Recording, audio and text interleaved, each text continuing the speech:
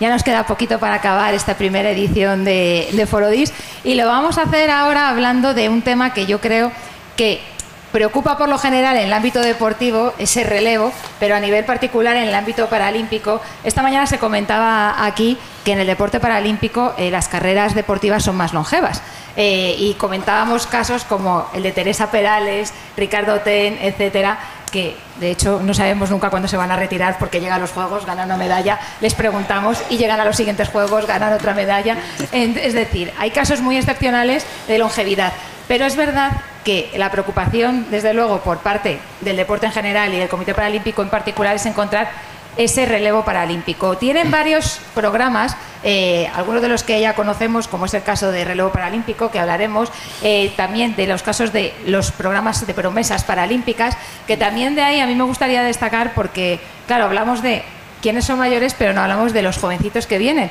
Y, por ejemplo, Tasi Dimitriv, que salió de ese programa de promesas de AXA, que con 13 años se proclamó campeona del mundo de natación y que el verano pasado en los Juegos ya ganaba su primera medalla de oro. O también en los últimos Juegos también hemos tenido casos así de jovencitos que ganaban sus primeras medallas en los Juegos, como Ander Cepas. O sea que está funcionando, pero queda mucho por hacer y eso es lo que se va a debatir hoy aquí y para ver cómo se puede fomentar todavía más esa cantera. Y también supongo que hablaréis de ese programa, Nuestra Próxima Estrella, que también se ha lanzado recientemente por parte del Comité Paralímpico para buscar, bueno, detectar esos talentos del futuro y esas futuras estrellas. Entre todos los ponentes, Luis Leardi, que va a ser el moderador, luego les presentará, pero yo estos días también suelo destacar cuando tenemos aquí a un deportista paralímpico y contamos con Dani Stix, uno de los mejores jugadores de baloncesto en silla que tenemos en España, que aquí donde le veis, con 28 años, lleva ya 14 años jugando en la élite. Es de esos casos que decíamos que con 14 añitos ya estaba jugando en el Ilunion, que es el equipo más laureado a nivel nacional y uno de los más laureados también a nivel internacional. En su currículum, pues mira, así, de primeras tiene una Champions, tiene 10 ligas, tiene 11 Copas del Rey, tiene 2 Supercopas y luego con la selección ha estado en 3 Juegos y fue parte de ese equipo histórico, de esa selección que ganó la medalla de plata en los Juegos de Río 2016. Así que solo me queda ya dar paso a Luis Leardi, ya le conocéis porque además ha estado ya formando parte el primer día de una de las mesas redondas, es el director de comunicación del Comité Paralímpico, ex nadador, también medallista paralímpico y podríamos decir además, hay un capítulo, porque esto me viene bien para la siguiente mesa, que vamos a hablar de libros paralímpicos, que fue el nadador paralímpico que nadó con Mark Spitz. Ahí lo dejo. Y estoy viendo en pantalla, que aunque no le veáis aquí, está Abraham Carrión, que para mí uno de los mejores, si no el mejor entrenador. Le veo congelado en la imagen ahora mismo, yo espero que recuperemos la conexión. Abraham Carrión, seleccionador... Hola, aquí. Ahora sí. Seleccionador nacional y bueno, que de hecho también es el entrenador de la Mia Albacete, que ha ganado 3 Champions consecutivas, o sea que poquita cosa. Pues me funciona el micro este hoy, ¿no? O sea que se me escucha, ¿verdad? Muchísimas gracias de nuevo por dejarme estar aquí moderando esta mesa redonda. Muchísimas gracias Almu por la presentación y nada, vamos a entrar a ver quién tenemos hoy en nuestra mesa redonda. Voy a empezar precisamente por Abraham Carrión, que está en remoto porque está con la concentración de la selección española de baloncesto en silla de ruedas en Alicante, en el Albir concretamente, o en el FAS del Pi, por ahí, que están con buen tiempo, con muchos guiris por ahí disfrutando y bueno, y también currando mucho, por supuesto, pero luego hablaremos con él. Voy a hacer una presentación así rápida de los miembros de la mesa y luego ya vamos a ir uno por uno. Por allí tengo a mi compañero del Comité Paralímpico Español, somos compañeros de trabajo, Manuel Martínez, que... Manuel Martínez, ¿no? A ver si me he equivocado, que a veces te cambio el nombre. Martínez, o sea, que no hay posibilidad de fallo. Es técnico de deportes del Comité Paralímpico Español y ahora nos contará muchas cosas. Tengo a Javier González, que también estuvo en el Comité Paralímpico, también fue compañero mío y ahora mismo es el vocal de la Junta Directiva de la Federación Española de Deportes de Montaña y Escalada. Y tengo a Dani Stix, que ya lo ha presentado Almu y que también nos van a contar muchas cosas. Y voy a empezar hablar precisamente con Javi, con Javier González, que como digo es vocal de la Junta Directiva de la Federación Española de Deportes de Montaña y Escalada, también es profesor de la Universidad Europea Miguel de Cervantes de Valladolid, donde está desde el año 2013 con labores de profesor e investigador. Entre 2006 y 2009 fue el coordinador de deportes de Plena Inclusión, la entidad más importante, bueno, de Plena Inclusión de Castilla y León, que él es de Castilla y León, de Valladolid, y es, como digo, Plena Inclusión es la institución más importante de nuestro país de atención a las personas con discapacidad intelectual, y también relacionado con eso pues fue delegado de Special Olympics en la comunidad autónoma de Castilla y León. Como decíamos antes, fue técnico de deportes en el Comité Paralímpico Español, un cargo similar al que ahora tiene Manu, con unos años de diferencia, por supuesto, y estuvo desde el 2009 siendo el adjunto al jefe de expedición en los Juegos de Londres de 2012. En los juegos que los que yo decía que Dani a lo mejor estaba, pero que era muy pequeñito todavía.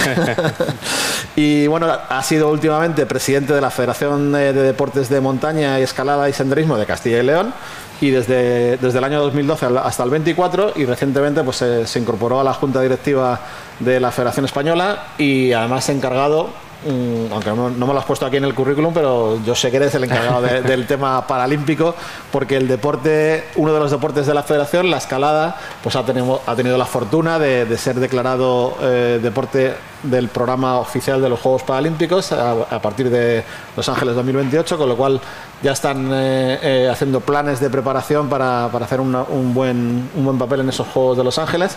Y nada, pues empezamos contigo, Javi, que me gustaría pues que nos contaras un poco tu trayectoria y tu institución en relación con el deporte paralímpico, y sobre todo centrándonos en el título de la mesa redonda, qué se está haciendo desde la Federación para apoyar la cantera de deportistas paralímpicos. Vale, bueno, pues muchas gracias a los organizadores y al Comité Paralímpico Español por la invitación a esta jornada. Primero, muy rápidamente, pues bueno, la Federación de Deportes de Montaña y Escalada, pues somos una federación yo creo que un poco peculiar, ¿no? Cada uno diremos lo mismo de nuestras entidades. ¿Por qué digo que somos un poco peculiar? Primero, somos muchas modalidades deportivas, que algunas a veces parece que poco tienen que ver entre ellas, ¿no? Y nuestro principal deportista no compite, ¿no? Nuestro perfil principal son senderistas, son montañeros, y luego tenemos otras modalidades competitivas, pues como la escalada, las carreras por montaña, el esquí de montaña, la marcha nórdica, que ahí sí que la parte de competición pues cobra más importancia. Somos la única federación española que participamos en los Juegos de verano, y ahora vamos a participar en los de invierno con el esquí de montaña el próximo mes de febrero. Y además pues hace un año pues recibimos la agradable noticia de que la escalada paralímpica pues había sido incluida en el programa de los Juegos Paralímpicos para Londres. En la federación ya se llevaba trabajando un tiempo, en este caso la escalada paralímpica no es que se haya integrado de otra federación, sino que ha sido un deporte que a nivel internacional lo empezó a practicar o lo incluyó como modalidad la Federación Internacional, y aquí en España pues lo asumimos, ¿no? Allá por el año 2007, 2008, y desde entonces se ha estado trabajando. La verdad es que lo planteamos como un reto. Hasta ahora ha habido muy buenos resultados a nivel internacional, hemos tenido campeones del mundo, pero bueno, sí que sabemos que cuando un deporte entra en el programa de los Juegos Paralímpicos, pues el nivel sube muchísimo, ¿no? En lo que son los mayores, pues precisamente en estos días, el día 20, empieza el Campeonato del Mundo en Seúl, en Corea. Hay 8 deportistas que se han desplazado para competir y esperamos ahí tener resultados. En lo que es el deporte de base, que es un poco ya aterrizando en lo que estamos, bueno, pues la actual Junta Directiva hemos empezado en el mes de febrero, también hay un poco pues mi incorporación, ¿no? Pues por el contacto que habíamos tenido en el pasado con estos temas y por mi experiencia, y ahora lo que tenemos pues son muchos proyectos, muchas ideas y iniciativas que hay que llevar a cabo. Sí que conseguimos, ya hace 2 años incluyó dentro de los de los CESA, de los campeonatos de España de selecciones autonómicas en edad escolar, que además de escolares que no tienen discapacidad, que se incluyese la escalada paralímpica, ¿vale? El año pasado es cierto que no se consiguió que se apuntasen deportistas. Este año hemos conseguido que fuese en 4. Bueno, pues ya es un inicio, ¿no? Pero claro, evidentemente 4 pues son muy pocos. Sí que estamos notando que está aumentando la gente pregunta, ¿no? Y te llegan consultas: oye, mi hijo quiere hacer escalada, ¿dónde puede iniciarse? ¿Dónde puede llevar a cabo esta actividad? Y sobre todo, luego bueno, comentaremos alguna cosa más en detalle, es un poco crear esa estructura, ¿no? Y cómo el Canalizar nos pasó ya con la escalada, con su inclusión en el programa olímpico y además la medalla de oro de Alberto Ginés, que fue un boom, pero bueno, al final la escalada pues sí que tenía ya una estructura y salas privadas de escalada también que participan, y era un deporte que estaba más trabajado. Y bueno, ahora sobre todo pues ir creando estructura, ir creando sinergias y ir creando esta captación, y los deportistas que nos vayan llegando que quieran hacer escalada pues poderles reconducir. Pues muchas gracias, Javi, y ahora vamos a ir con la conexión que tenemos en directo riguroso con Alicante. Y allí está, ya lo hemos presentado antes, Abraham Carrión, que es el director deportivo de selecciones de baloncesto en silla de ruedas de la Federación Española de Deportes de Personas con Discapacidad Física, que es la responsable del baloncesto en silla de ruedas en nuestro país. Es decir, que él es el responsable no solo de la masculina, de la selección masculina, de la cual es el entrenador también, sino que es el responsable de todas las secciones, y entiendo que es pues, la femenina, por supuesto, pero creo que también, no sé si tendrás bajo tu tutela el 3x3, que se está haciendo también ahora bastante, se está promoviendo bastante en silla de ruedas, y es muy interesante. Además de su trabajo en la federación, él es el primer entrenador del baloncesto en silla de ruedas AMIAD de Albacete, que no es moco de pavo, sino que es simplemente el equipo que ha ganado las 3 últimas Champions League o Copas de Europa, como queramos decirlo, el equipo actual campeón de Europa de las 3 últimas ediciones de baloncesto en silla de ruedas. Es decir, que bueno, pues el currículum es como muy gordo. Desde 2021 es el seleccionador de la selección masculina de baloncesto en silla de ruedas, de la selección española. Desde el 22 hasta la actualidad es de baloncesto de la AMIAD de Albacete, como decía, y anteriormente había sido seleccionador nacional femenino también, con lo cual ya conoce a las dos en su puesto, el que ahora las dirige ambas, entre 2015 y 2021. Como la selección en la selección española pues fue ganador de la medalla de plata en Rotterdam 2024, y como digo, en Albacete pues tiene un currículum muy extenso, que entre ellos esas 3 Champions Cup, pero también entre Albacete y otros puestos que ha tenido, pues tiene un total de 6 ligas, 4 Copas del Rey, una Supercopa de España. Y ahora lo que todos esperamos es que todos estos éxitos los lleve también a la selección española y podamos disfrutar de algunas medallas en las próximas ediciones. Y ahora están preparando precisamente el Campeonato de Europa, que va a ser dentro de un par de semanas en Sarajevo, y que están afinando la preparación allí en Alicante. Así que, Abraham, pues también como el resto de invitados, cuéntanos un poquito tu trayectoria, qué haces en la federación, a qué se dedica tu parcela de tu negociado en la federación, y qué estáis haciendo también, si podés, en cuanto a la captación o en cuanto a la creación de cantera. Bueno, pues antes que nada, muchas gracias y buenas tardes a todos. Es un verdadero placer estar aquí. Bien, nosotros desde la federación ahora mismo, sobre todo desde el noviembre pasado, que digamos cambió un poco la estructura de lo que era el funcionamiento de la federación, y creamos un nuevo organigrama de funcionamiento.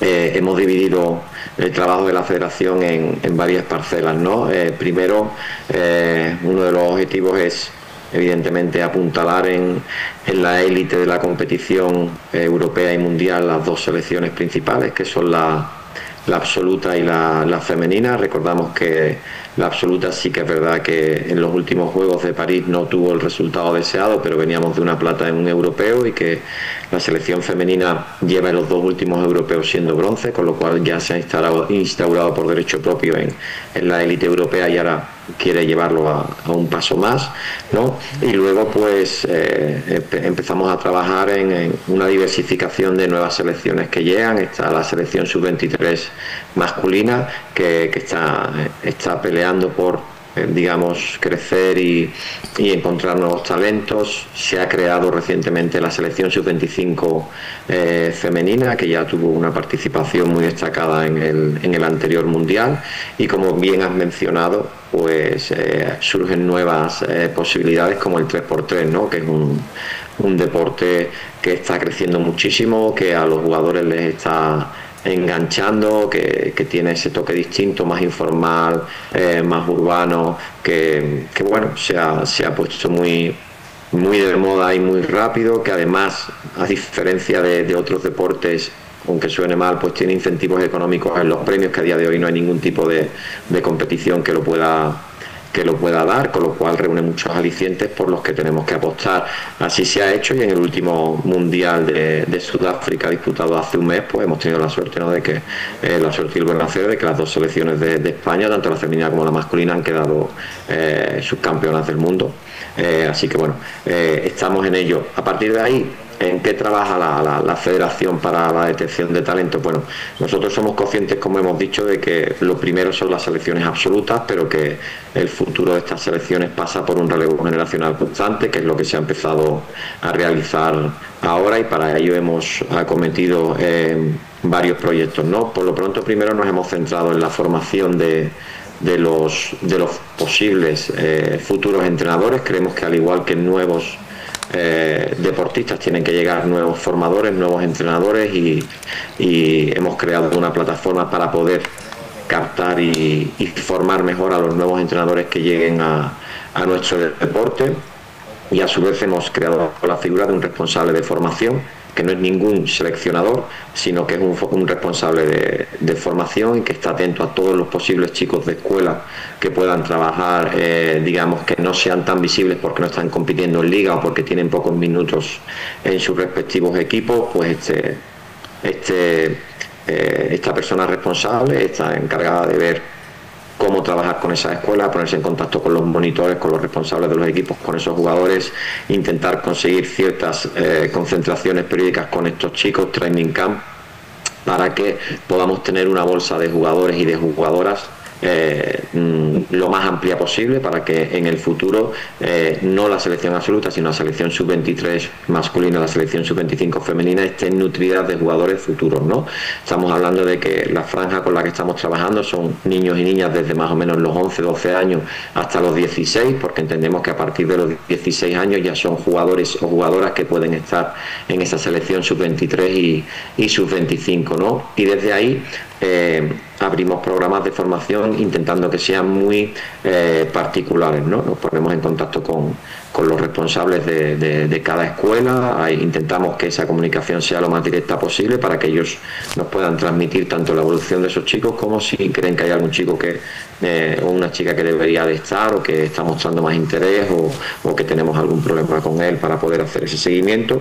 Y a partir de ahí, con esos informes, intentamos, pues como hemos dicho, Navidad, Semana Santa, en verano, tener training camp donde van rotando toda esa bolsa de trabajo, porque a día de hoy no tenemos capacidad para hacer campus de formación tan extensos, ni tanto por digamos logística, ni como por formadores para hacerlo. Entonces lo que hacemos es que en esos training camp van rotando, hacemos training camp individualizados de prácticamente solo 10 o 12 jugadoras, y mediante esos informes vamos viendo la evolución para poder hablarlo luego con el seleccionador sub-23, con las seleccionadoras de la sub-25, qué jugadores pueden ir entrando en rotación, o como mínimo que estén en la hoja de ruta de ser futuribles jugadores de selección.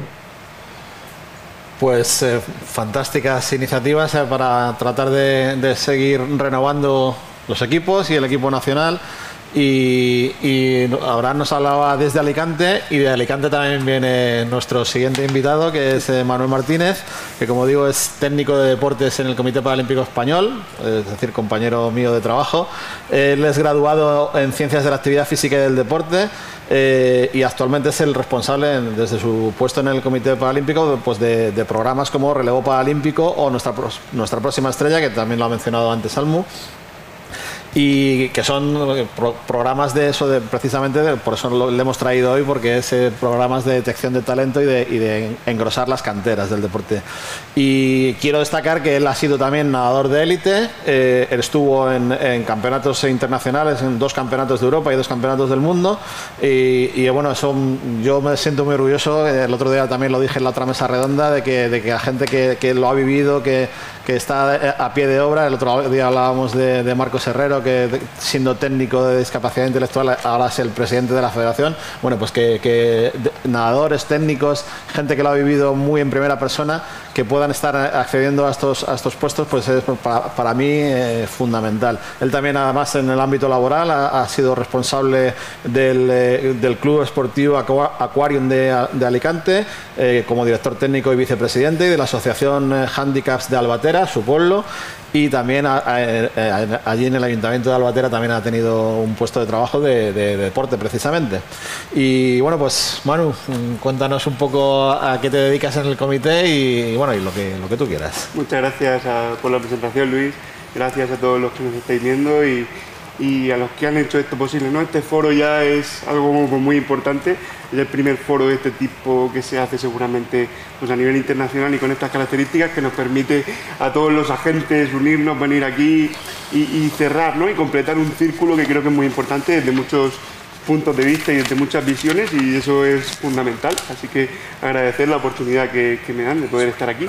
Y voy a contar un poquito el proyecto deportivo del Comité Paralímpico Español, porque es verdad que en los últimos años, como comentaba Almudena, ha cambiado un poquito, porque antes estaba muy enfocado solamente al estadio, como digo yo, a los grandes estadios, a los deportistas paralímpicos que van a los Juegos con el planado, pero es verdad que en los últimos años se ha preocupado mucho de ese relevo generacional, de esa captación, ¿no? Entonces yo quiero hacer primero, en esta primera parte, un pequeño esquema de cómo es el proyecto deportivo del Comité Paralímpico y cómo va cubriendo las diferentes áreas, ¿no? Entonces, digamos que tiene cuatro partes, 4 secciones. En la base está nuestra próxima estrella y el siguiente escalón es relevo paralímpico. Son los 2 programas que tiene el Comité Paralímpico enfocados en la captación deportiva, ¿vale? Ahora voy a ir entrando en cada uno de ellos, pero en el siguiente escalón estaría las promesas, la proyección, aquellos ya que pueden ir, que tienen buenas actitudes y pueden ir, tenemos que permitirles que puedan desarrollar sus capacidades para llegar a la élite, y en la cúspide de la pirámide pues ya están esos deportistas como Dani, que nos representan en los Juegos Paralímpicos y que son un orgullo para todos, y que intentamos darle los mejores servicios para que puedan dedicarse profesionalmente al deporte y nos puedan representar en las mejores condiciones, ¿no? Hoy nos vamos a centrar en los 2 primeros escalones, entonces, y es verdad que son programas que llevan poquito tiempo, es decir, en lo que tiene que ver con el ámbito deportivo, es decir, el relevo paralímpico hay en algunas comunidades, cada entraré, que lleva 10 años y en otras lleva 2, 3, y nuestra próxima estrella lleva 1 o 2 años, entonces es verdad que necesitamos tiempo también para ir dándole forma, ir estructurando y poder ver esos resultados, ¿no? y ese relevo. Pero bueno, comento un poquito brevemente esos 2 programas. Nuestra próxima estrella simplemente es un formulario al que puede acceder cualquier persona de España. Lo puede rellenar, indica un poquito pues su discapacidad, sus características, sus preferencias deportivas, y nosotros semanalmente solemos analizar esas respuestas y tratamos de ayudar a esa persona a encontrar un club y a poder iniciarse en la práctica deportiva, ¿vale? Ese formulario es para todo el mundo, y luego está muy relacionado nuestra próxima estrella con relevo paralímpico. Porque el relevo paralímpico es una estructura que tenemos en ciertas comunidades autónomas que tienen financiación de empresas locales autonómicas y normalmente de los gobiernos autonómicos, ¿no? Hay comunidades, en este caso tenemos 6 comunidades: la región de Murcia, Canarias, Madrid, La Rioja, Comunidad Valenciana y Castilla y León. Eso es. Entonces, Nosotros analizamos las respuestas y en las comunidades donde tenemos relevo paralímpico y las personas que son de esas comunidades, hay una persona que va directamente con ellos, les acompaña al club, ve cuestiones relacionadas con el material, si hay que formar a técnicos. O sea, vemos un poquito cómo está la estructura deportiva en esa comunidad y tratamos de potenciarla, ¿vale? En lo que tiene que ver con recursos, con materiales, con formaciones, todo eso es lo que hace Relevo Paralímpico. Son programas muy específicos y hay una persona que se dedica plenamente a ello. Nuestra próxima estrella, que en este caso, entre comillas, por así decirlo, el responsable suelo ser yo, lo que hago es intento derivar a esas personas donde no hay relevo a federaciones, a clubes que ya conocemos para que puedan iniciar la práctica deportiva, pero no tiene un seguimiento tan cercano, tan específico como puede ser relevo. Están unidas, están relacionadas, pero no es el mismo trato y no es la misma cercanía que podrían tener. Es un poquito los dos programas de captación y luego la gente que captamos, que tiene buenas actitudes, las conectamos con los programas de promesas paralímpicas, que en este caso tenemos en 8 disciplinas deportivas. Y de ahí, luego ya, el que lo merezca y el que tenga un rendimiento excelente, pues puede llegar a los Juegos Paralímpicos. Bueno, de hecho ya se empiezan a dar casos de deportistas que han ido saliendo de estos programas y ya están debutando en las selecciones nacionales.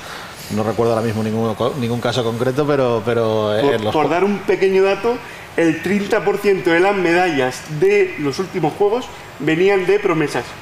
Que eso es un dato, bueno, que a nosotros pues nos dice bastante, ¿no? Que se está haciendo un buen trabajo desde las federaciones, del comité, y hay que dar tiempo y poner recursos ahí porque puede dar muchos frutos. Sí, hay que decir que el relevo paralímpico y en los equipos de promesas de cada deporte, tenemos de atletismo, de natación, de ciclismo, de tenis de mesa, bueno, de unos cuantos de deportes de invierno.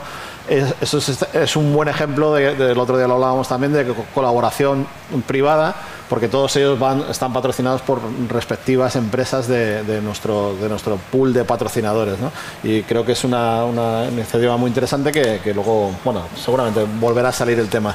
Y para cerrar esta ronda de presentaciones, pues tengo aquí a mi lado a Dani Stix, que ya lo ha presentado bastante bien al MU con sus logros y sus cosas, no voy a redundar en eso.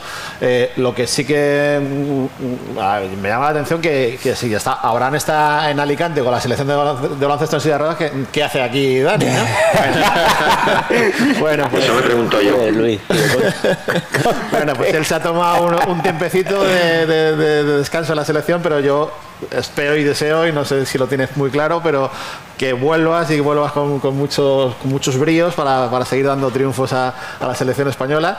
Y bueno, mientras tanto también me gustaría destacar de él que muchas gracias por estar aquí con nosotros, que es una persona que siempre se presta mucho a cualquier acto de promoción del deporte paralímpico, y luego lo hablaremos, que es muy importante que las estrellas paralímpicas estén en todos los ámbitos de difusión que se les requiere. Y además él le viene de chiquitito, porque ya de chiquitito hacía el famoso anuncio de Nocilla. Él era el Colacao, de Colacao. Bueno, lo que me faltaba. Menos mal que ahora ya Colacao ya no son patrocinadores del equipo paralímpico, porque si no... Tienes que volver a hacerlo, que lo vuelva a hacer. Rebobinamos. No, pero tiene su explicación también, porque Colacao no ha sido... Bueno, sí, han estado con nosotros también, y Nocilla también han estado como la empresa matriz, que no me acuerdo ahora del nombre. Estuvieron con nosotros, y de hecho yo me acuerdo de un acto promocional. Estábamos hablando de los actos promocionales en lo que estuviste tú, Dani, con Ricky Rubio, que estuvo muy bien y estuvo muy bien. Pero aparte de su pasado como estrella de los spots publicitarios, bueno, esta introducción para que nos cuentes, Dani, te hemos traído para que nos cuentes tu experiencia personal, por supuesto, pero si lo podemos centrar un poquito en el tema de las canteras, pues es decir, lo que te encontraste tú cuando empezabas y lo que ves tú ahora mismo en la actualidad que ha cambiado, a lo mejor para bien o para mal, tú nos lo dirás, un chaval que está empezando ahora, por ejemplo, a hacer baloncesto en silla de ruedas, que es tu deporte. Bueno, muchísimas gracias por la presentación, Almu. Cada vez que me presentas me voy con el corazón lleno de amor a casa. Y muchísimas gracias a los organizadores por brindarnos la oportunidad de poder estar aquí y contar un poco nuestra experiencia y también hacer un poco de autocrítica hacia dónde va el futuro del deporte adaptado y sobre todo el deporte de élite adaptado. Estaba escuchando a Abraham sobre los cambios de tecnificación y los técnicos que hay para cada, y la selección sub-25 y la selección 3x3, y miro mi historia personal y digo, yo lo que he tenido es muchísima suerte. Muchísima suerte. Yo empecé a jugar al baloncesto porque siempre he sido un chico que a pesar de tener una movilidad reducida, me ha encantado el estar activo y el moverme, y lo he necesitado, a pesar de que no era lo normal. Y mis padres pues siempre me impulsaron y me intentaron poner las herramientas para que yo pudiese desarrollarme como persona. En ningún momento pensando en el deporte de élite. Y bueno, empecé en el baloncesto después de haber hecho muchos deportes individuales y a mí lo que me gustaba eran las personas y poder luchar por un objetivo juntos, y me acabé diciendo por el baloncesto y empecé en una asociación aquí en Alcobendas, de hecho, y bueno, era una asociación que se dedicaba una vez a la semana a juntar a gente con todo tipo de discapacidades, y desde discapacidades físicas a discapacidades intelectuales. Entonces era un concepto completamente de integración. Ahí lo que estábamos haciendo era que independientemente de las capacidades que tú tuvieses, tú tenías el derecho a demostrar hasta dónde llegabas. Y ahí empecé, por suerte, me captaron en el CDI Union, que ha sido el club más laureado de la historia de España, y ahí empezó mi trayectoria deportiva profesional. Tecnificación, poca, la verdad. Me estaba acordando ahora mismo de esos primeros años y, bueno, no sé si habéis visto partidos de baloncesto en silla, pero nosotros es un deporte de mucho contacto y el contacto se hace mediante bloqueos con las sillas y acaba siendo un deporte muy posicional.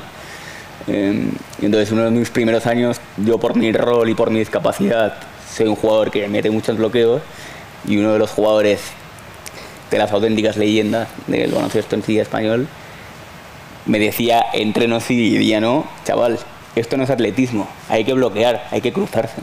Y a mí eso ha sido el mensaje que ahora con 28 años me sigo acordando, y ha sido el momento inicial o las claves iniciales para después, a partir de ahí, escuchar, observar y aprender y ser como una esponja. Esa ha sido mi tecnificación. Déjame que diga aquí que es espectacular ver un partido en el que juega Dani, los bloqueos que hace y cómo hace jugar al resto del equipo. Es una labor más oscura, más callada, que muchas veces no salen los highlights, ¿no? Pero es flipante para los que conocemos un poquito el deporte. Bueno, pues cuando de repente está en el banquillo y de repente sale, ese tipo de jugadas que se producen gracias a los bloqueos que él pone, es un auténtico maestro, y que te vendría de esos consejos que te dieron al principio, te viene mucho. Y sobre todo yo creo que mi experiencia vital en el deporte ha sido ver una transición en el deporte paralímpico que seguramente viene desde Londres. Londres son unas Paralimpiadas que a nivel de visibilidad en el deporte paralímpico le impulsan con una potencia que verdaderamente transforma la manera en la que la sociedad ve a los deportistas. Y eso lo he visto como persona, no como deportista. Mi madre me contaba de pequeño que ella paraba un taxi cuando yo era pequeño con la silla de ruedas y el taxi salía corriendo, pero corriendo. Veía la silla de ruedas y decía, esto es alienígena, no lo conozco, no sé tratarlo con ello. Entonces, bueno, creo que gracias a la visibilidad, a la concienciación y a la educación, ahora mismo somos capaces de decir que el deporte paralímpico español es de los mejores del mundo, y que sobre todo tiene las herramientas y la plataforma para poder seguir siendo un proyecto sostenible. Estaba escuchando ahora y creo que estamos en el camino correcto. Pues nada, vamos ahora a hacer unas preguntitas así que cada uno de vosotros podéis contestar cuando queráis. Yo a lo mejor os las dirijo a algunos o a otros.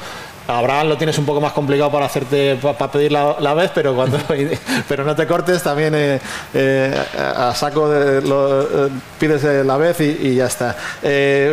Bueno, pues quería plantear, pues sobre todo precisamente a Manu y precisamente a Abraham quizá, pues que cuáles son los problemas principales que os encontráis para la captación de nuevos valores o de gente simplemente que pueda hacer deporte.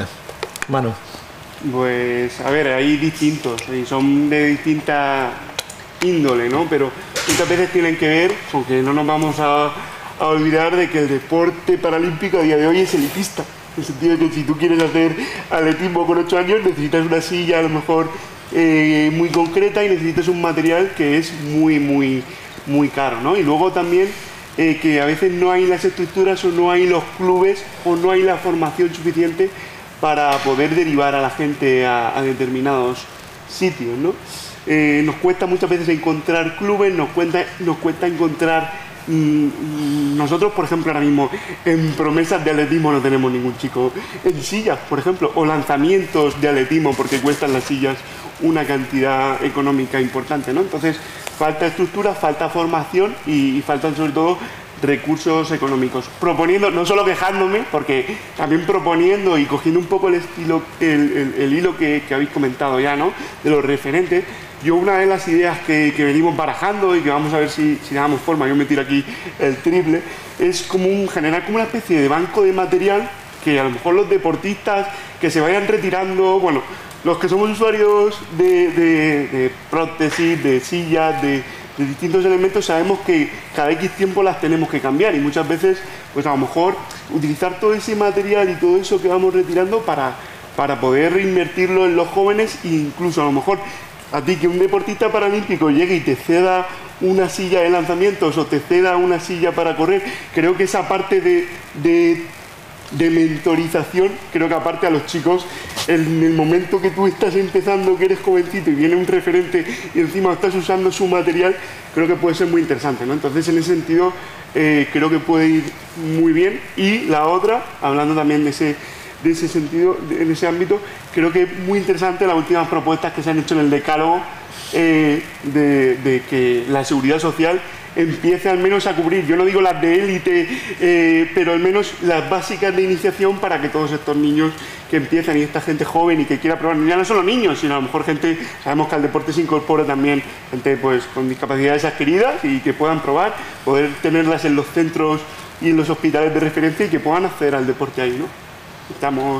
Yo creo que esas, aparte de haberme quejado, que pues quiero dejar también esa propuesta, ¿no? Y este tipo de propuestas, porque estamos también para eso. Está claro que hacen falta soluciones para este tipo de necesidades y de situaciones, que el otro día lo comentaba muy bien Almu, que tu frase creo que fue concretamente que una persona con una prótesis, la seguridad social le paga la prótesis para que ande y camine y viva, pero no para que corra y entrene. O sea, que al final estamos reclamando que el deporte es un derecho para todo el mundo, pero no se está cumpliendo con la legislación, y esa es efectivamente una de las reivindicaciones del decálogo que presentamos recientemente el Comité Paralímpico y el CERMI. Supongo que la carestía también un poco del material es uno de los principales factores, Abraham, para iniciarse en el baloncesto en silla de ruedas, ¿verdad?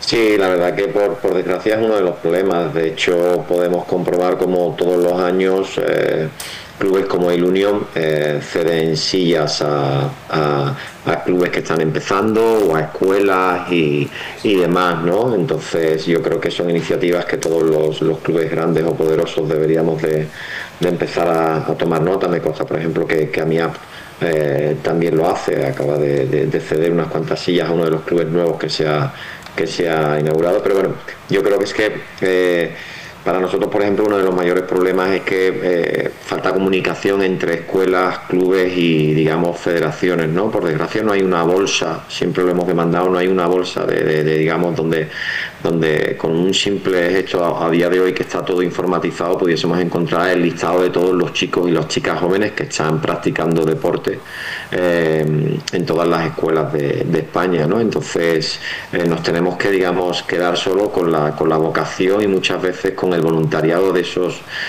formadores que están en las escuelas, que se recorren kilómetros para estar con los chicos, que ellos son los que se ponen en contacto con los posibles clubes y a partir de ahí los clubes hablan con la federación, ¿no? Es que a día de hoy o tienes una licencia federativa porque estás ya compitiendo a cierto nivel o, entre comillas, casi eres invisible, ¿no? Entonces eso es muy difícil. Como dice Dani, él tuvo suerte de que de una escuela pasó a Ilunion, tuvo suerte, después él tenía el talento, pero al principio en esa escuela, digamos, no contaba para ningún tipo de federación, ¿no? Entonces una de nuestras luchas es conseguir, digamos, tener la biblioteca más amplia de chicos y chicas que estén practicando deporte tanto a nivel federativo como a nivel no federativo, porque para nosotros es importante porque Dani debuta con 14 años en la Champions.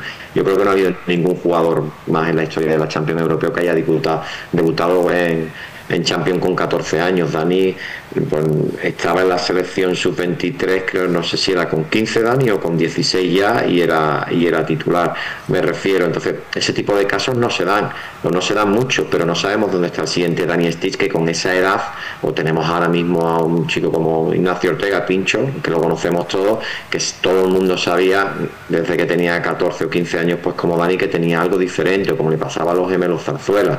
No sabemos dónde están esos próximos jugadores, y si tienen la desgracia de que alrededor de su localidad no hay un equipo federado y solo están en una escuela, no tenemos capacidad de contactar con él porque no sabemos que está, ¿no? Entonces para nosotros es muy importante conseguir esa batería, ese listado, esa comunicación, esa vía de comunicación, para no solo con los equipos federativos y que compiten y que se pueden ver todos los fines de semana, sino sobre todo con la escuela, que es el verdadero caldo de cultivo de la nueva generación. Pues desde la Federación de Montaña y Escalada también quieres aportar algo, Javi. Sí, a ver, bueno, el tema del material es algo clave, ¿no? Para determinados deportes, y que normalmente es material que es caro. Nosotros en el deporte concreto de la escalada no tenemos ese problema porque no compiten con material. Bueno, sí que hay una modalidad, pero no es tan determinante. Pero por ejemplo con temas de senderismo, que hay un tipo de sillas todoterreno para poder ir a la montaña, pues lo que hemos generado es simplemente un mapa de Google Maps, que es un poco colaborativo, y ahí en ese mapa pues está recogido el donde hay sillas, ¿no? Lo tenemos hecho con Castilla y León, y la idea es poderlo hacer con toda España, que incluso hay sillas que no dependen de las federaciones, ¿no? Pero sabemos que tal asociación o tal club o tal entidad tiene sillas, le pedimos permiso para que la gente pueda contactar con ellos y aparecen ahí, ¿no? Y luego el tema de localizar los deportistas que decíais también, a veces pues también es un problema, ¿no? Estamos avanzando mucho en la inclusión. A lo mejor hace 20 o 30 años el localizar los deportistas era más sencillo porque ibas a una asociación de personas con discapacidad y estaban ahí, pero el avanzar en la inclusión, que está muy bien y que es lo que tenemos que hacer, pues está haciendo que esas personas con discapacidad están haciendo deporte de forma inclusiva y a veces es difícil el llegar, ¿no? Y luego, claro, una vez que llegas a ellos o que ellos llegan a ti porque te conocen o porque lo han oído, ¿qué haces, no? Que era un poco también lo que dice Manu. Oye, que me llama un chico de Murcia que quiere escalar, que dónde puede ir, ¿no? Pues lo llamo mucho últimamente.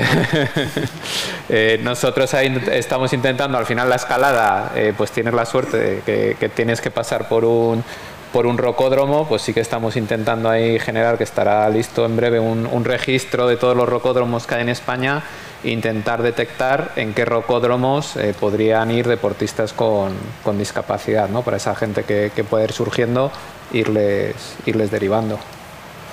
Pues ya ha salido aquí la importancia también de tener unos referentes como personas, ¿verdad?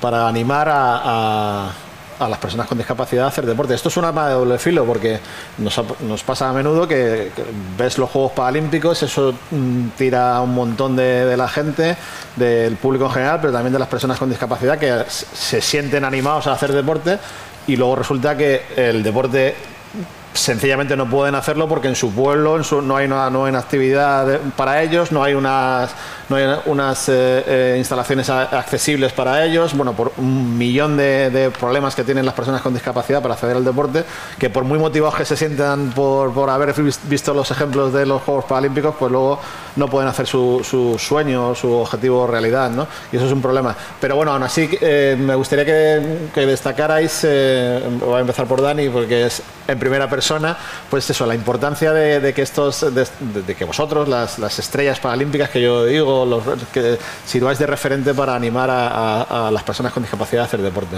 Sin duda, creo que los deportistas paralímpicos tenemos la responsabilidad de dar voz a muchas personas que no se sienten representadas en esta sociedad, y en este caso pues es muchísima gente con discapacidad.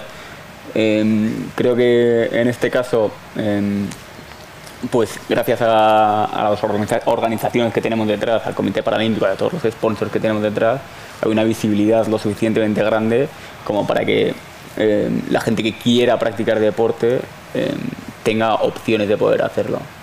Os estaba escuchando hablar antes, y a mí un ángulo que creo que dentro del deporte adaptado habría que darle mucho más énfasis es la capacidad de poder compaginar la formación con el deporte.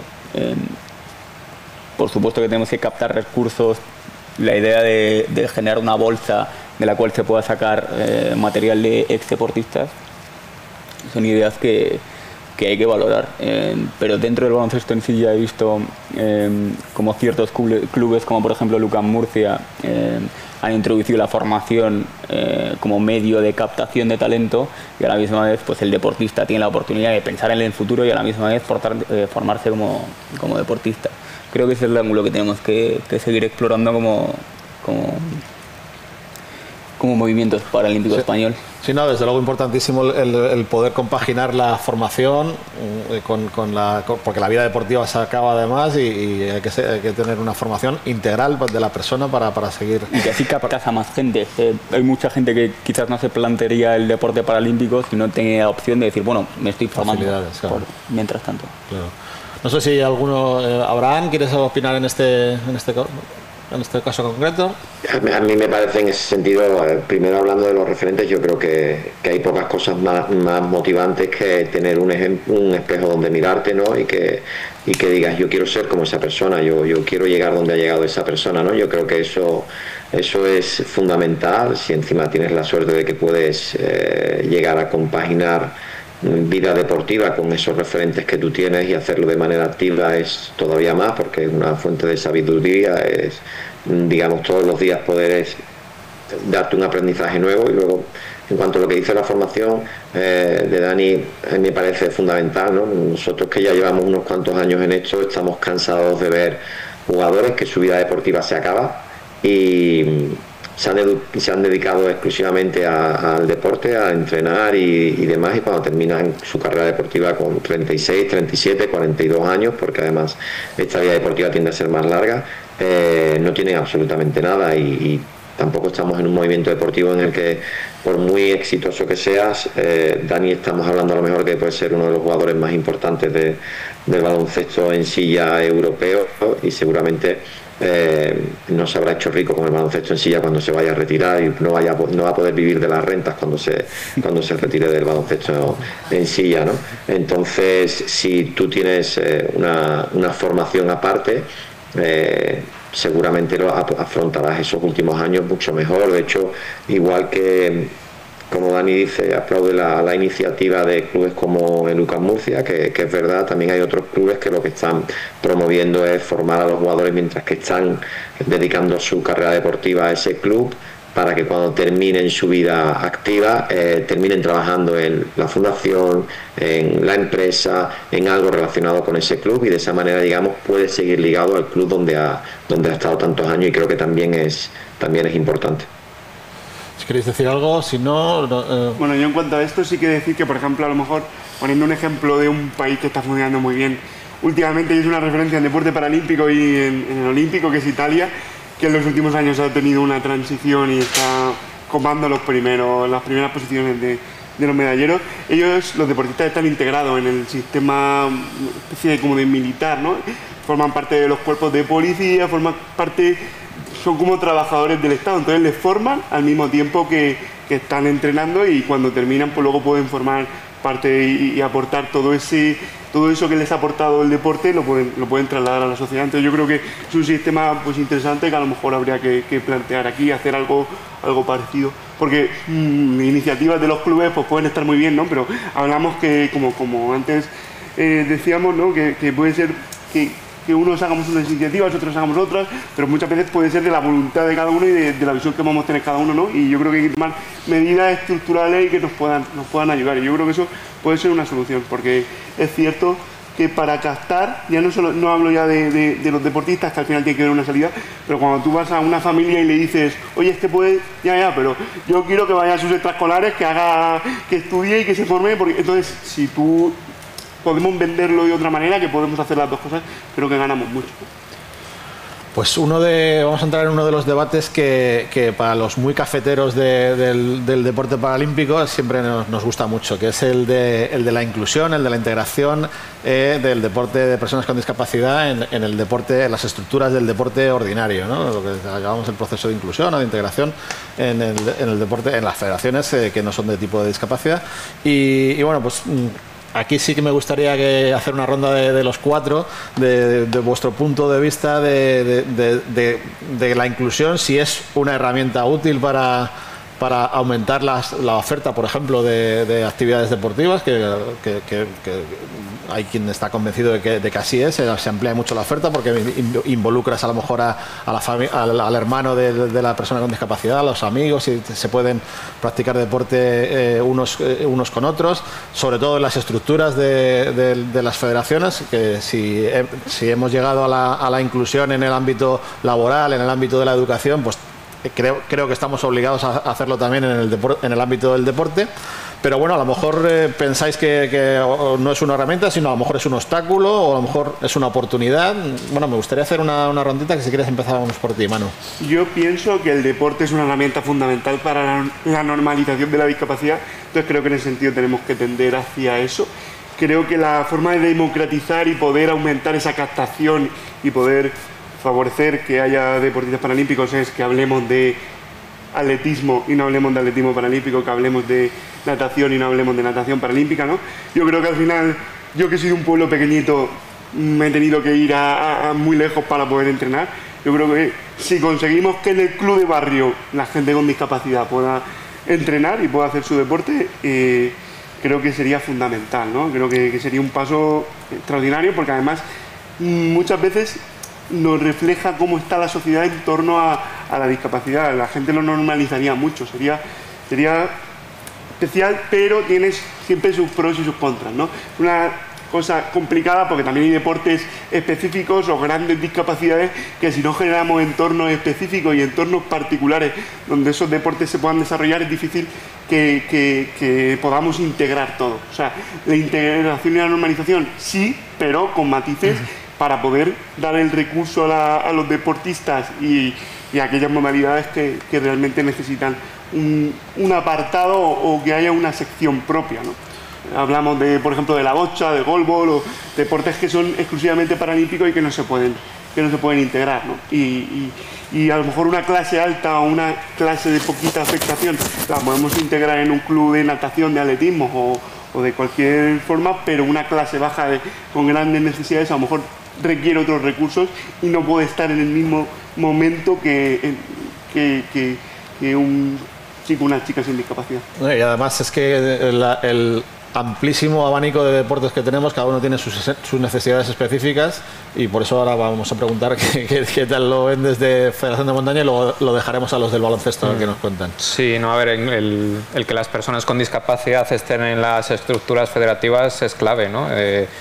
Más o menos el 10% de la población en España son personas con discapacidad, entonces es de justicia que estén ahí. Muchas veces no se hacen actividades inclusivas o no se tiene esa perspectiva inclusiva, no es por maldad ni porque la gente quiera fastidiar, ¿no? Porque a lo mejor nadie cae o no caen en ese aspecto, ¿no? Y muchas veces son cosas que simplemente son pequeños detalles de tenerlos en cuenta y hacerlos. Entonces, bueno, yo creo que es clave también que las personas con discapacidad se vayan incorporando en las diferentes estructuras.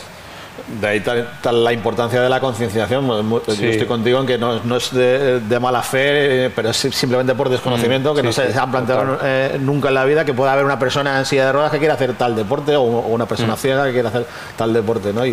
Pero eso, si aumentamos la concienciación y la difusión, pues lo tendrán presente los organizadores de las actividades deportivas para pensar en todo el mundo, pensar en que todo el mundo puede ser usuario de esa actividad.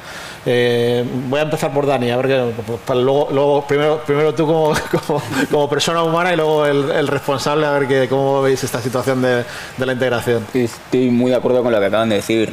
Creo que el deporte es la plataforma perfecta para generar empatía hacia la discapacidad, y a partir de la empatía podemos empezar a tirar de un hilo de darle pues esa visibilidad, esa concienciación de joder, somos gente normal, somos todos humanos navegando esta experiencia humana, ¿no? Y creo que, pues, como habéis dicho bien vosotros, es el camino que tenemos que seguir. Pero en el caso del baloncesto en silla de ruedas, precisamente, Abraham, no sé cómo lo ves, ¿no sería deseable a lo mejor una mayor confluencia o una mayor unidad de acción con el baloncesto de a pie, el baloncesto en silla de ruedas? Sí, yo creo que evidentemente no solo en el baloncesto en silla de ruedas, sino casi todos los deportes, exceptuando los de grandes afecciones, como dice el compañero, pues podrían tener mayor vinculación, ¿no? Yo creo que uno de los problemas que existe también es que hay muchas federaciones de deporte no adaptado que no están preparadas para asumir lo que implica acoger un deporte adaptado, ¿no? Y las peculiaridades que tiene cada deporte, ¿no? Yo creo que en ese sentido tenemos que avanzar, porque no es por falta de voluntad, o no, a veces no es por falta de personas o de logística, sino por falta de conocimiento de qué es cuánto supone que una federación de cualquier deporte, sea baloncesto, sea de pádel, sea de tenis, asuma el control de un deporte adaptado, ¿no? Porque tiene su peculiaridad, y en algunos deportes como natación, el pádel, el tenis, el baloncesto en sí, estamos hablando de un conglomerado bastante importante de personas y de un barco bastante difícil de manejar, ¿no? Entonces yo creo que una de las partes en las que todavía tenemos que progresar es en dotar a las federaciones de deporte no adaptado de herramientas, de formación, de conocimiento y de personal que sea capaz de asumir ese reto con conocimiento, no porque estén forzados a asumir que ahora tienen que acoger a un deporte adaptado, sino porque a través del conocimiento quieran aceptar ese desafío y apuesten por ello. A partir de ahí, hablando particularmente del baloncesto en silla, hemos visto en los últimos casos, por ejemplo, el año pasado en el europeo en Viena, el baloncesto 3x3, que convivieron baloncesto adaptado y baloncesto de a pie, que la dinámica era perfecta, todas las selecciones eran selecciones de baloncesto y era una armonía, ¿no? Entonces, yo creo que poco a poco se va más de la mano, poco a poco se van acercando más las posturas y demás, se va hablando solo de baloncesto y es, digamos, el futuro al que estamos abocados a llegar, ¿no? Porque al final es simplemente el deporte. Pues vamos a mirar también un poquito al futuro y bueno, pues podéis hablarnos de las cosas que tenéis pensadas para hacer el futuro desde vuestras instituciones, los que estáis representando instituciones, para fomentar las canteras en el deporte de personas con discapacidad en el futuro, pero también a la vez os voy a pedir que hagáis una carta a los Reyes Magos a los distintos sectores que están involucrados, ¿no? Y por ejemplo, vamos a ver qué le podemos pedir a la administración pública, ¿no? Y me gustaría que nos lo dijerais tanto Javi como Abraham como Manu. ¿Empiezo? Sí, claro. Bueno, a ver, a nivel legislativo yo creo que con la última ley del deporte pues se consiguió un gran avance, ¿no? Pero ahí falta quizás desarrollarlo y llegar a implementarlo. Tenemos una ley del deporte, yo creo que recoge bastantes aspectos. Tenemos un decálogo que habla de la integración de los deportes, pero al final hay cosas que se quedan en el papel, ¿no? Que hay que llegar a poner los medios a implementarlo. Y luego, sobre todo, no sé si me parece que lo ha comentado Abraham antes, el generar sinergias y el trabajar en red, ¿no? Que al final pues es cosa de todos, desde deportistas, clubes, entrenadores, árbitros, federaciones, administraciones, pues que que podamos llegar a conectar, a generar esas sinergias y a trabajar todos con un objetivo común. Abraham. Bueno, yo soy sincero, yo soy bastante optimista porque echando la vista atrás, el avance que se ha hecho en los últimos años es bastante notable y además parece que no se detiene, ¿no? Entonces, a mí lo que me encantaría es que siga cogiendo fuerza, pero no porque sea como un movimiento impuesto, sino porque cada vez la gente lo vea como algo totalmente natural, en el sentido de que sea lo más habitual del mundo ver que tú llegues a un pabellón de pueblo y que haya chicos haciendo baloncesto en silla de ruedas, o que llegues a una piscina y estén compartiendo piscina en todo tipo de deportistas, o en gimnasia rítmica o lo que sea, ¿no? A partir de ahí, por parte de las instituciones, bueno, yo creo que es complicado, que se dan pasos poco a poco. Yo lo único que pediría y deseo es de que no se quede, como ha dicho el compañero, en papel mojado, y que se doten de herramientas para poder hacer efectivo todo lo que está recogido en la nueva ley. Bueno. Yo no puedo salirme de ese carril, tengo que ir por esa misma línea, porque al final esa es la realidad, ¿no?, que tenemos. Yo desde el punto de vista del comité, sí me gustaría, pues lógicamente, que en vez de que haya relevo en 6 comunidades, que se pudiera extender a toda España, para que podamos tener una persona específicamente en esa comunidad que pueda generar esa estructura y ayudarnos a esa integración y a formar a técnicos, a conseguir ese material, y que podamos extender relevo paralímpico a todas las comunidades.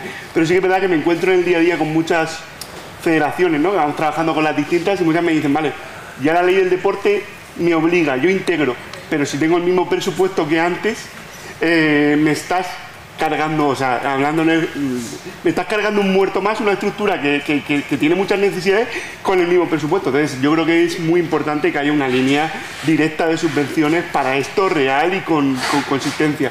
Y también, yo vengo de un club, para los clubes de barrio, ¿no?, que venimos hablando.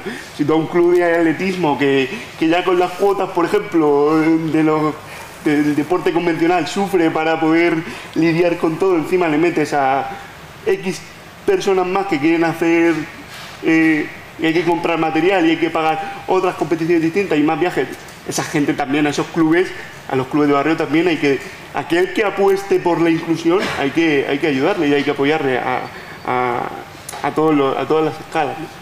La inclusión es así en todos los ámbitos. En la educación, si no pones por profesores de apoyo, pues no sirve de nada. Y en el deporte, por supuesto, si no lo dotas económicamente, es que no damos ni un paso para adelante.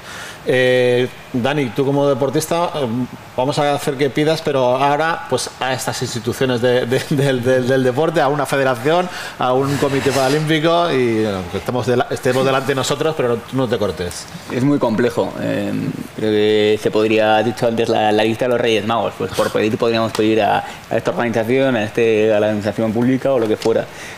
A mí personalmente, desde el baloncesto en silla de ruedas, me gustaría pedir más compromiso a las ortopedias específicamente. Una silla de élite para jugar a nivel paralímpico en el baloncesto en silla de ruedas ronda unos 8.000, 10.000, incluso más euros. Entonces es muy difícil que se pueda...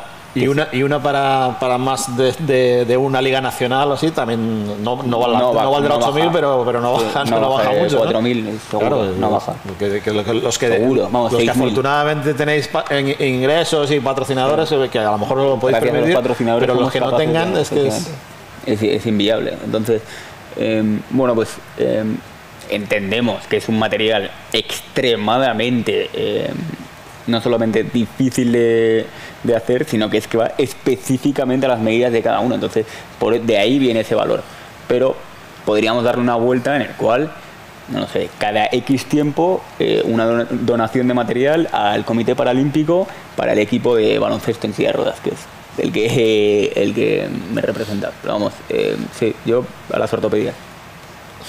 Pues también quería, pues eso, un poco de reclamación hemos dicho, al sector público. ¿Qué le tenéis que pedir también al sector privado, Abraham, a las empresas? Bueno, yo creo que evidentemente lo fácil sería pedirles dinero, ¿no? Que al final es lo que mueve. Pero yo desde aquí lo que le pediría a las empresas es que inviertan tiempo en conocer el deporte paralímpico, el deporte adaptado, porque normalmente la empresa que no pierda, sino que invierte tiempo en conocer ese deporte, entiende el porqué hay que apostar por él y por qué hay que invertir en él, ¿no? Entonces, yo creo que desde el conocimiento se pueden acercar y se pueden tender muchos puentes y acercar muchas posturas. Entonces, como lo fácil es pedir dinero, yo voy un poco más allá y a mí me encantaría que hubiese una iniciativa por el sector privado de conocer de verdad la realidad deportiva paralímpica y adaptada de este país, el gran esfuerzo que hacen un número ingente de personas porque esto funcione, desde voluntarios hasta formadores, hasta padres, madres y gente de élite, que se empapen de esa cultura, porque entonces les va a ser muchísimo más fácil entender el por qué hay que dar ese dinero, que es al final de lo que se trata. Pues estamos ya acabando, entonces si queréis alguno contestar a esto de las empresas privadas, pero a la vez hacer una última intervención ya de despedida, pues empezamos por Manu, si quieres. Yo, bueno, no es pedir dinero, sino ver que el deporte paralímpico puede ser rentable y que puede haber una industria detrás, ¿no? Y que al final es deporte de alto rendimiento. Reivindicar mucho eso, porque muchas veces se asocia mucho a ese no infantilismo que podemos tener asociado a las personas con discapacidad, ¿no? Y yo creo que podemos, o se puede mostrar y se puede reflejar que es un deporte de alto rendimiento y que todos esos valores del deporte paralímpico se pueden identificar mucho con las empresas y con los valores corporativos, ¿no? Entonces yo creo que por esa responsabilidad social corporativa y por el deporte paralímpico creo que puede aportar mucho al sector privado, y creo que la tasa de fidelización de los patrocinadores del Comité Paralímpico en este caso creo que es muy alta, y todo el que viene se queda, y es por algo, ¿no? Y entonces pues animar a las instituciones a que se atrevan a conocerlo, porque una vez que lo conozcan van a quedar prendados y van a apoyar iniciativas seguro. Pues muchas gracias, Manu. Javi, muchas gracias por haber venido desde Valladolid y nada, lo mismo, si quieres comentar algo de esto de los patrocinadores o de los Sí, bueno, yo muy rápido, y decir adiós también. Como decía Manu, pues un poco por responsabilidad social, ¿no? Yo creo que deberían hacerlo. Y si eso no les convence, pues por temas económicos, ¿no? Que al final a los CEO, a los gerentes muchas veces es lo que les interesa, y es que invertir dinero en deporte paralímpico yo creo que, vamos, es rentable, ¿no? Hay programas como las aportaciones que pueden hacer al Comité Paralímpico Español, como el programa que tiene el CSD, el Consejo Superior de Deportes de Deporte Inclusivo, que tienen ciertas desgravaciones y ciertos retornos que al final económicamente yo creo que es rentable también. Entonces, bueno, y nada más. Muchas gracias por la invitación. A ti, Javi, de verdad. Abraham, vamos a dejar a Dani que cierre, así que si quieres comentar alguna cosa más. Simplemente que la parte central digamos de esta mesa maravillosa es la captación de gente joven, animar a que todos los chicos y todas las chicas jóvenes que tengan una pequeña iniciativa y ganas de hacer deporte, que muevan todo lo que puedan para llegar a hacerlo, porque merece la pena. Muchísimas gracias de verdad por estar con nosotros desde la concentración de la selección española. Y Dani, tuyo es el micrófono para dar el colofón. Dar las gracias a todos los que estáis aquí, a todos los que nos estáis escuchando. Es una oportunidad. Yo es la primera vez que estoy en un sitio así, con gente como vosotros, que está metida dentro de las organizaciones y que tenemos la capacidad de hacer autocrítica para seguir creciendo. Y gracias. Estamos aquí también, he dicho antes, la lista de los Reyes Magos. Vamos a dar las gracias al Comité Paralímpico, a todos los patrocinadores que estamos por detrás, porque yo en mi experiencia, la transición y la evolución que he visto del deporte paralímpico español ha sido una absoluta barbaridad, y tenemos que seguir por esta línea, es el camino a seguir. Pues muchísimas gracias a los cuatro y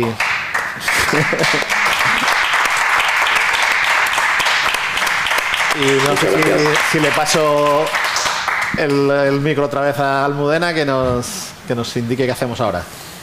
Nos queda ahora la última mesa redonda, que bueno, vamos a microfonar a los que van a participar, y que yo creo que vamos a tratar un tema del que se ha hablado mucho aquí y reivindicar, hablabais ahora de los patrocinadores, instituciones privadas, públicas, etcétera, pero la visibilidad, ¿no?, en los medios de comunicación, y vamos a tener aquí a los autores de 2 libros, que ya no es tener unos medios de comunicación, sino es ir un paso más allá, y son libros sobre deporte paralímpico, y vamos a tener también el testimonio de un deportista que además viene también a reivindicar que su deporte, que es la vela, vuelva a estar de nuevo en el programa paralímpico que salió en Río 2016 y que esperemos que vuelva, a ver si en Brisbane 2032. Así que nada, nos esperamos ahora en breve.